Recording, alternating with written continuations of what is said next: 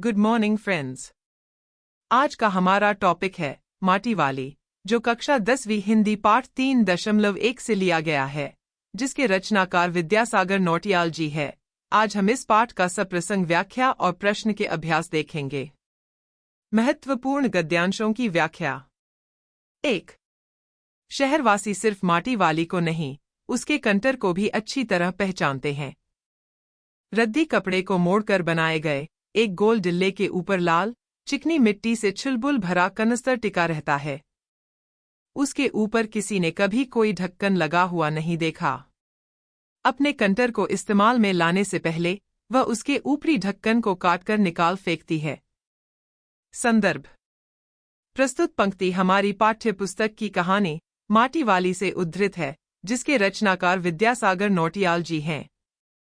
प्रसंग। इस कहानी में गांव की गरीब वृद्ध स्त्री, जो घर घर मिट्टी बेचकर जीवनयापन करती थी, उसका चित्रण किया है। व्याख्या। लेखक कहते हैं कि शहर के लोग उस माटी बेचने वाली को ही नहीं, उसके सिर पर रखे कपड़े को मोड़कर बनाई हुई गद्दी गुंडरी को भी अच्छी तरह से पहचानते हैं, क्योंकि माटी वाली चिकनी लाल मिट्टी को सिर पर कनस्तर में रखकर मोहल्ले में आवाज लगाकर बेचती है। किसी ने उसके मिट्टी वाले कनस्तर में कभी ढक्कन लगा नहीं देखा, क्योंकि मिट्टी भरने और ग्राहकों के यहाँ उस मिट्टी को खाली करने में सुविधावश वह कनस्तर को उपयोग में लाने के पूर्व ही ढक्कन को काटकर निकाल देती है। विशेष। भाषा शैली सीधी साधी प्रवाहमय ग्रामीण जीवन का वर्णन किया गया है। 2. माटी वाली के पास अपने अच्छे या बुरे भाग्य के बारे में ज्यादा सोचने का वक्त नहीं था। घर की मालकिन के अंदर जाते ही माटी वाले ने इधर उधर तेज निगाहें दौड़ाई। हाँ, इस वक्त वह अकेली थी। उसे कोई देख नहीं रहा था। उसने फौरन अपने सिर पर धरे डिल्ले के कपड़े के मोड़ों को हड़बड़ी में एक झटके में खोला और उसे सीधा कर दिया। फिर इकहरा खुल जाने के बाद वह एक पुरानी चादर के एक फटे हुए कपड़े के रूप में प्रकट हुआ। संदर्भ। प्रस्तुत पंक्ति हमारी पाठ्य पुस्तक की कहानी माटी वाली से उद्धृत है, जिसके रचनाकार विद्यासागर नौटियाल जी हैं। प्रसंग। प्रस्तुत गद्यांश में लेखक माटी वाली वृद्धा की गरीबी का चित्रण किया है। व्याख्या। लेखक कहते हैं कि माटी बेचने वाली वृद्धा की दशा अत्यंत दयनीय थी। उसे सतत रोटी के लिए संघर्ष करना पड़ता था। वह ही अपने वृद्ध पति का भी पेट भरती थी, अतः उसके लिए क्या अच्छा भाग्य होता है अथवा किसे खराब भाग्य कहते हैं, इस बारे में सोचने के लिए समय ही नहीं था। घर की मालकिन ने उसे 2 रोटियां खाने के लिए देकर उसके लिए चाय लाने गई ताकि वह उसी में डुबोकर रोटियां खा सके। वह वृद्धा इधर उधर दृष्टि दौड़ाकर जब पूर्णतया आश्वस्त हो जाती है कि वह एकदम अकेली है, उसे कोई देख नहीं रहा है, वह झट कनस्तर के नीचे सिर पर रखने वाली डिल्ले गद्दी को खोलती है, जो पुरानी फटी हुई चादर का अपूर्ण भाग मात्र था। उसमें वृद्धा एक रोटी छिपाकर अपने वृद्ध पति के लिए रख लेती है। विशेष। 1. गरीबों के लिए अच्छे या खराब भाग्य के बारे में सोचने के लिए अवकाश नहीं होता है। 2. वृद्धा की दयनीय किंतु वृद्ध पति के प्रति आत्मीयता के भाव का प्रकाशन। 3. मुहावरेदार भाषा के अर्थ में गांभीर्यता। 4. भाषा भावानुकूल प्रवाहमयी। अभ्यास के प्रश्न। प्रश्न 1. माटी वाली के बिना टिहरी शहर के कई घरों में चूल्हे तक का जलना क्यों मुश्किल हो जाता था? उत्तर। टिहरी शहर में रोज माटी वाली मिट्टी बेचने जाती थी, जिससे घर के मिट्टी के चूल्हों को लाल मिट्टी से लिपाई कर उसमें खाना बनाया जाता था। माटी वाली के नहीं रहने से, घरों में मिट्टी नहीं पहुंचने से चूल्हों की लिपाई पुताई नहीं हो पाती थी, जिससे चूल्हा नहीं जलता था, अर्थात चूल्हों की साफ सफाई के बिना खाना नहीं बन पाता था। प्रश्न 2. माटी वाली का कंटर किस प्रकार का था? उत्तर। माटी वाली का कंटर बिना ढक्कन का था, जिससे उसको मिट्टी भरने व खाली करने में आसानी होती थी। प्रश्न 3. माटी वाली का एक रोटी को छिपा देना उसकी किस मनस्थिति की ओर संकेत करता है? उत्तर। माटी वाली का एक रोटी छिपाना उसकी गरीबी से अपने वृद्ध पति के प्रति उदार आत्मीयता की मनस्थिति की ओर संकेत करता है, क्योंकि उसने यह सोचकर ही रोटी छिपाई थी कि उसे अपने वृद्ध पति को खाने के लिए देगी, जबकि वह इतनी भूखी थी कि उस रोटी को स्वयं भी खा सकती थी। प्रश्न 4। घर की मालकिन ने पीतल के गिलासों को अभी तक संभालकर क्यों रखा था? उत्तर।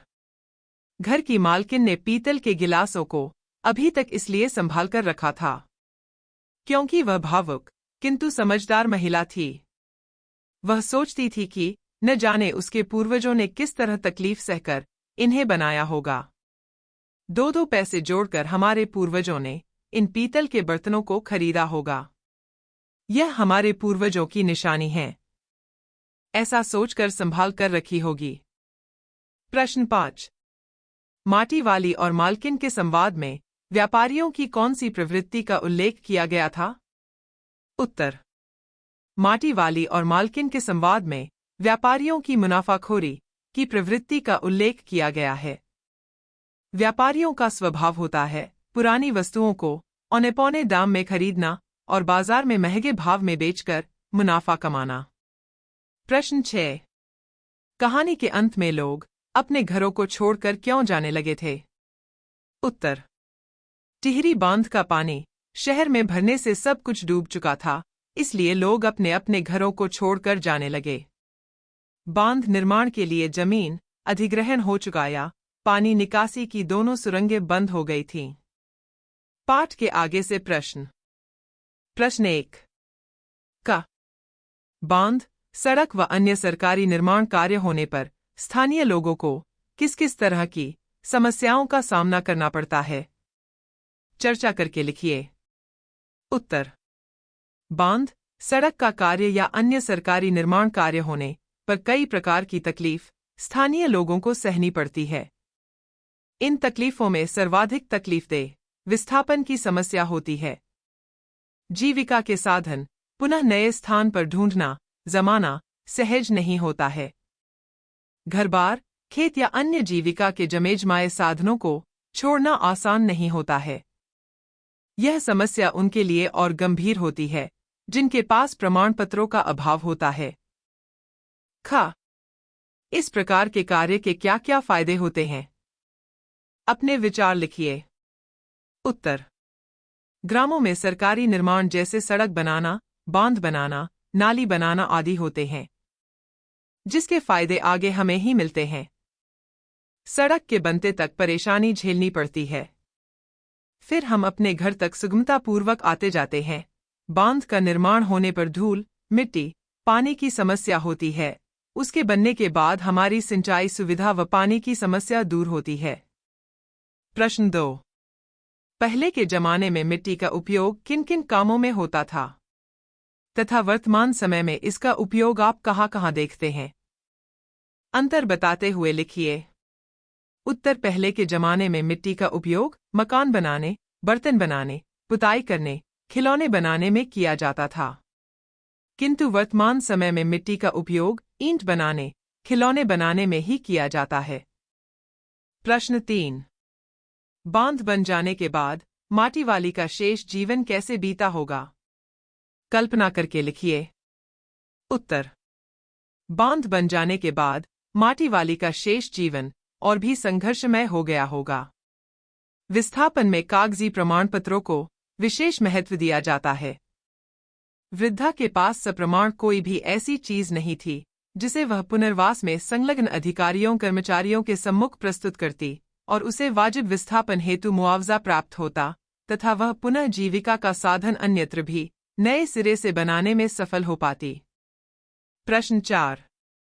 माटी वाली की तरह और भी कई लोग हैं जिनके पास रहने के लिए अपनी जगह नहीं होती और न ही पेट भरने के लिए पर्याप्त भोजन। ऐसे लोगों के लिए सरकार को क्या क्या उपाय करने चाहिए? शिक्षक से चर्चा करके लिखिए। उत्तर। माटी वाली की तरह और भी कई लोग हैं जिसके पास रहने को घर नहीं, खाने को भोजन नहीं।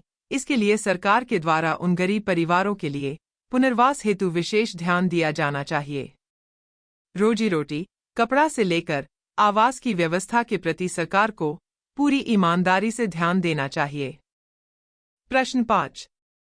ऐसा क्यों होता जा रहा है कि आजकल पीतल, कांसे, एल्यूमीनियम के बर्तनों के बजाय घरों में ज्यादातर कांच, चीनी मिट्टी, मेलामाइन और प्लास्टिक से बने बर्तनों का इस्तेमाल होने लगा है? स्वास्थ्य, पर्यावरण एवं रोजगार की दृष्टि से इसके नुकसान व फायदे पर अपने विचार लिखिए। उत्तर: आजकल पीतल, कांसे, एल्यूमीनियम के बर्तन बहुत महंगे होने से इसका प्रचलन बंद हो गया है। उसकी जगह चीनी मिट्टी, प्लास्टिक व कांच के बर्तनों ने ले ली है। स्वास्थ्य पर्यावरण की दृष्टि से प्लास्टिक के बर्तनों का उपयोग करने से उसके कार्बनिक तत्व शरीर में आ जाते हैं, जिसका अधिक उपयोग नहीं करना चाहिए।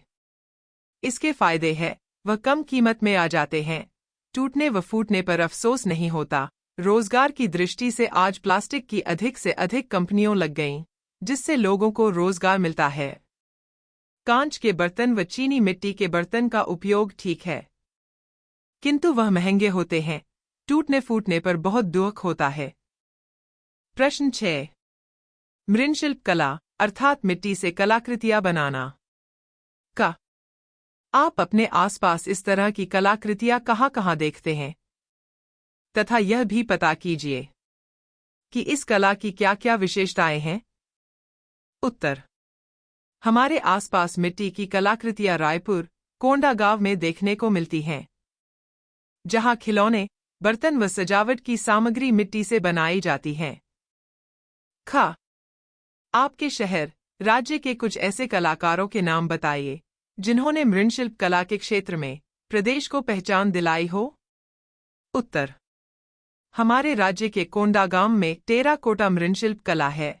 छत्तीसगढ़, तत्कालीन मध्य प्रदेश, उत्तर बस्तर के जयदेव बघेल, पूर्व नाम सिमन बघेल, घड़वा या ढोकरो या बेलमेटल कला, मिट्टी, धातु या मोम से निर्मित के लिए 1962 में सरोजनी नायडू द्वारा, 1976 में मध्य प्रदेश राज्य द्वारा, 1977 में राष्ट्रीय पुरस्कार से सम्मानित किए गए थे।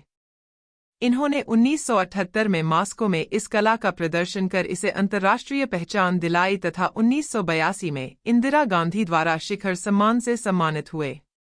इनकी शिष्या मीरा मुखर्जी ने कोंडागांव में रहकर इस कला का प्रशिक्षण लिया और इस कला के अंतर्राष्ट्रीय कलाकार की ख्याति पाई।